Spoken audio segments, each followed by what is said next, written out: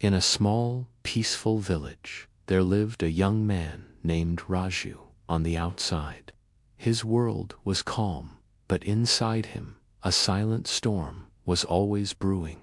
Raju was just 20 years old. He was known for being hardworking, but also deeply emotional and incredibly sensitive.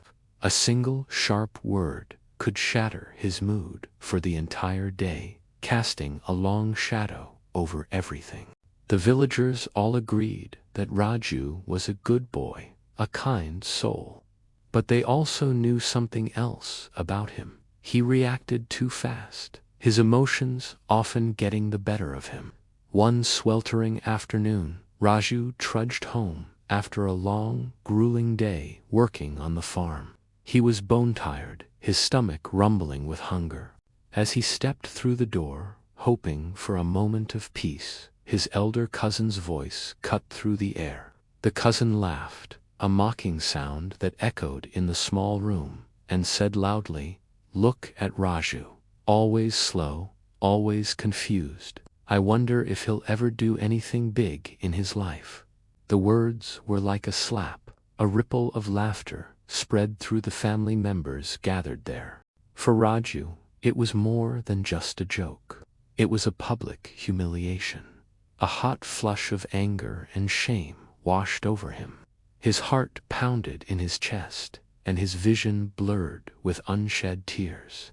The exhaustion from the farm vanished, replaced by a surge of raw, painful emotion. He didn't say a word. He just turned around and walked out, the laughter of his family chasing him like a cruel ghost. He ran, not knowing where he was going, needing to escape the suffocating feeling of being misunderstood and ridiculed. His feet carried him towards the old forest at the edge of the village, a place he often went to be alone with his turbulent thoughts. Deep within the woods, he found a familiar clearing and sank to the ground, his back against a large banyan tree. The anger simmered down, leaving behind a cold, hollow ache of sadness. "Why am I like this?" he whispered to the rustling leaves. "Why do their words cut so deep?"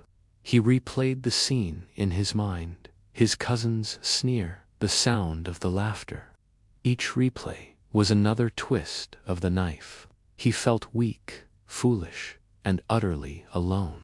As dusk began to settle, painting the sky in shades of orange and purple, an old man, the village wise man, happened to be walking through the forest and saw the dejected young boy. The wise man, known for his gentle nature and insightful words, approached Raju slowly. He didn't speak at first, simply sitting down beside him.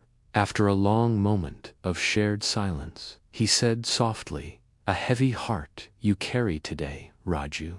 Raju, startled, looked up and poured out his story, his voice choked with emotion. The wise man listened patiently, his gaze kind. When Raju finished, the wise man didn't offer empty platitudes. Instead, he picked up an empty glass bottle from the ground and a handful of small pebbles. He handed them to Raju. "For every hurtful word you remember," he said, "drop a pebble into this bottle." Raju did as he was told. With each memory of a jeer, a criticism, or a laugh at his expense, he dropped a pebble into the bottle, plink, plink. Soon, the bottle was heavy in his hands. "Now," the wise man said, "shake it." Raju shook the bottle, and it made a loud, jarring, rattling noise. It was the sound of his pain, amplified. "This is the noise you carry inside you," the wise man explained. "You hold onto every stone thrown at you, and they rattle around, creating a storm." Then he took the bottle and calmly tipped it over, letting all the pebbles spill out onto the grass. The noise stopped. Silence returned. "Raju," the wise man said, his voice gentle but firm, "you cannot stop others from throwing stones, but you can choose not to pick them up. You can choose to let their words fall to the ground and leave them there. Their words only have the power you give them. Your worth is not defined by their laughter, but by your actions, your kindness, and the strength you find within yourself to let go. He then placed a hand on Ryu's shoulder. Your sensitivity is not a weakness, my boy. It is a sign of a deep heart. Learn to protect it, not by building walls, but by understanding that you are the master of your own peace. Those words resonated with Raju in a way nothing ever had before. It was a revelation. He realized he had been willingly carrying the weight of others' opinions, allowing their negativity to define his reality. He looked at the scattered pebbles on the ground, and for the first time, he saw them for what they were, just small, insignificant stones. He took a deep breath, the fresh forest air filling his lungs, and a sense of calm he hadn't felt in years settled over him. He stood up, bowed to the wise man, and walked back to his village, not with anger or sadness, but with a newfound understanding. The world hadn't changed, but he had.